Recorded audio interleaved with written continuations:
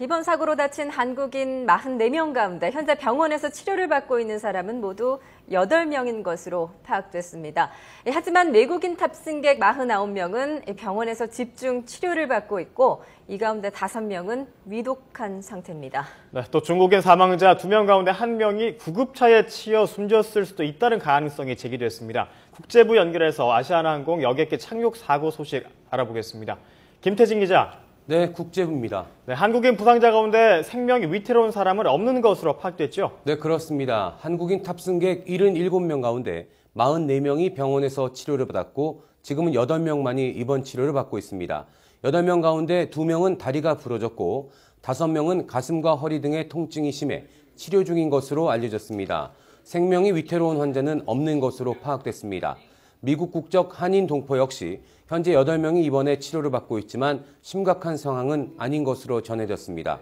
또 외국인 탑승객 49명이 중상을 입고 병원에서 집중 치료를 받고 있으며 이 가운데 5명은 위독한 상태로 생과 사의 경계에서 힘겨운 싸움을 벌이고 있다고 현지 언론이 보도하고 있습니다.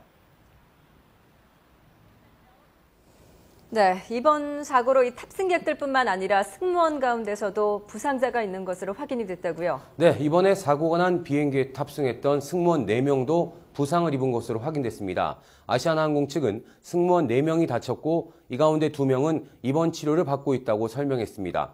또 입원 치료를 받고 있는 승무원 가운데 1명은 다소 중상이지만 생명에는 지장이 없는 상태라고 말했습니다. 사고 여객기의 기장과 부기장은 전혀 다치지 않은 것으로 확인됐습니다. 기장과 부기장은 우리 조사단과 이미 면담을 마쳤으며 우리 시각으로 내일 새벽 미국 교통안전위원회와 합동조사에 임할 예정입니다.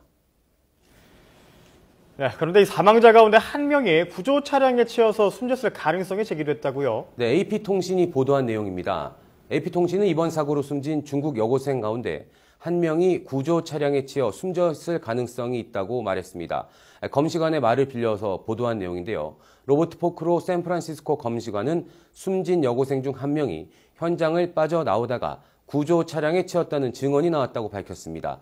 이 때문에 정확한 사망 원인을 밝히기 위해서 부검을 하기로 결정했습니다.